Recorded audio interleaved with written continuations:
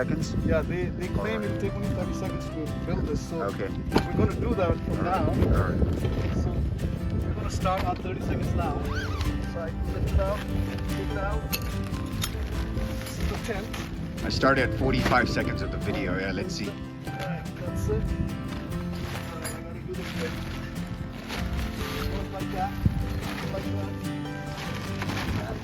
Like that. Lift this sucker up. Lift this guy up. Lift this sucker up. Lift this up.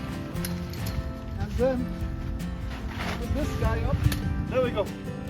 30 seconds. Yeah, finished at 25. Started at 45, finished at 25.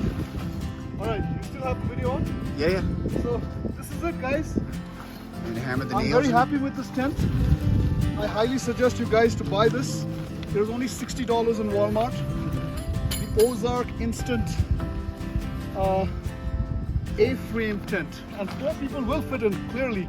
I mean, if you're short like me, an Asian guy, easily will fit. But otherwise, you know, easy peasy, 3 people. Nice.